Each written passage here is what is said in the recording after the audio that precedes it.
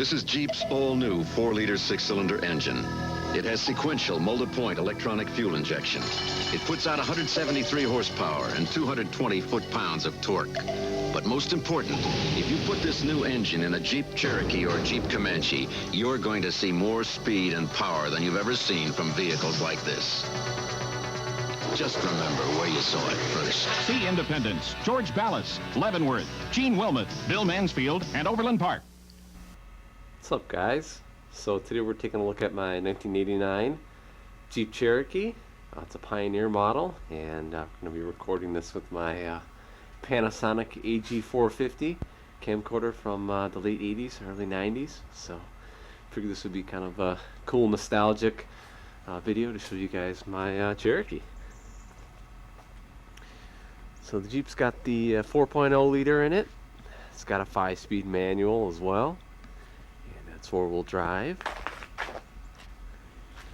It's a brisk 12 degrees today.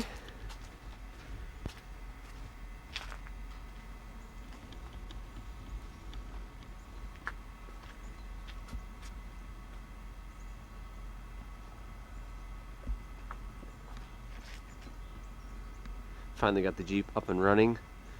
Had a couple issues with it, a couple fuel issues, and put a thermostat in it, and so now I got heat here, and obviously heat is important, as you can see. All the snow, and with the snow means it's freezing cold. So, but yeah, go ahead and show you guys the inside here. There's me. Hello, guys.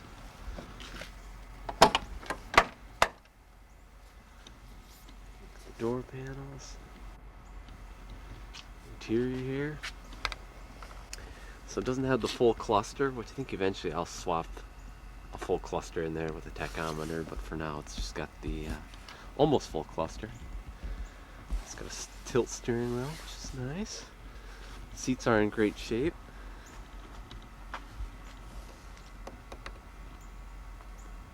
Driver and passenger seat.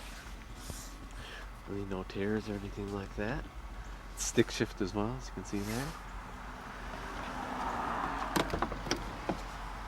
Rear seat's in really nice shape as well.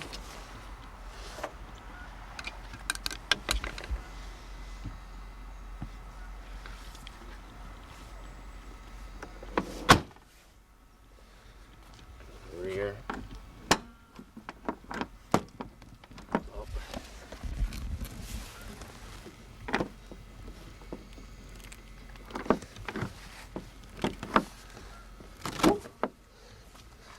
A little bit of ice in there. A little sticky, but nice big trunk here.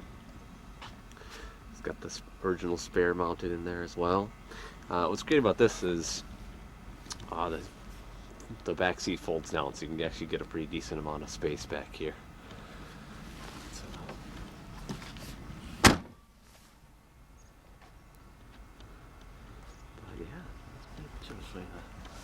Side here.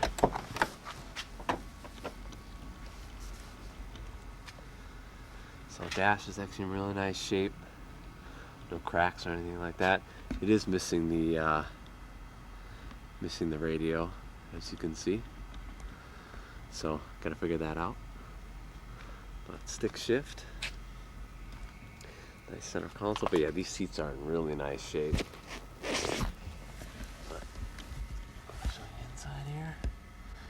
Headliner is in really nice shape.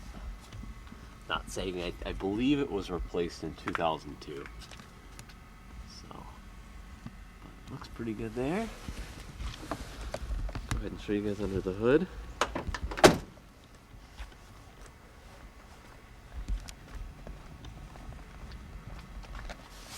It's really cold.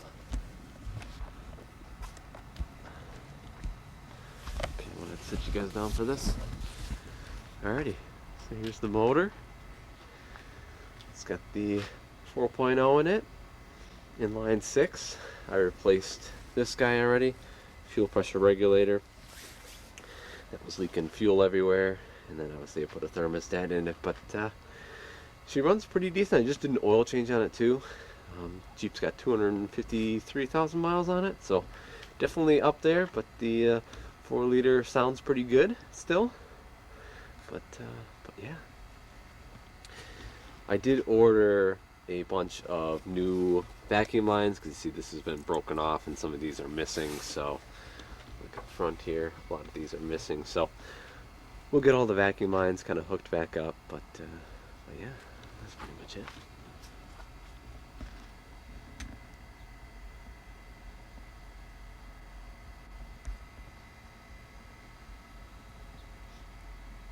Alright, we'll close this up.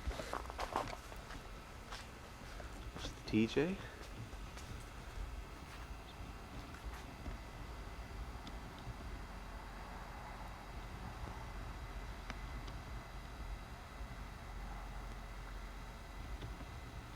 You don't really get zooms anymore on the modern stuff.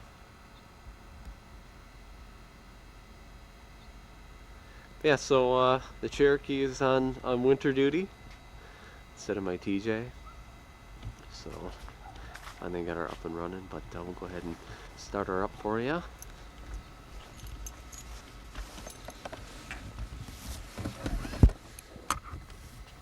Then I'm going to get the camcorder inside.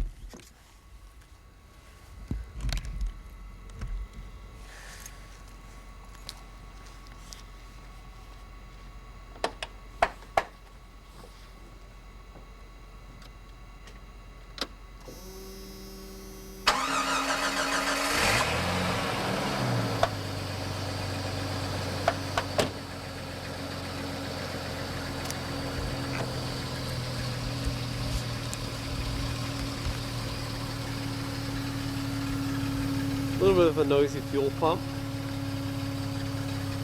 The exhaust is definitely way too quiet. I'm definitely going to be swapping out the exhaust for something else.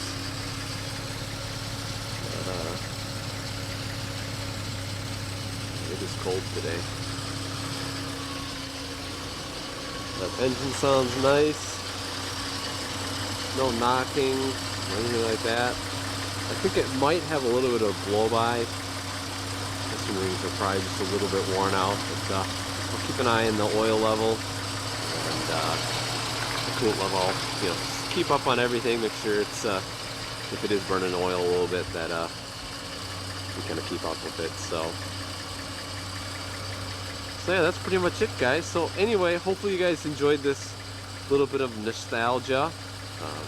Got to looking at my 1989 Jeep Cherokee. If you guys enjoyed the video, definitely give the video a thumbs up. That helps me out a bunch, guys. And we'll catch you guys in the next video.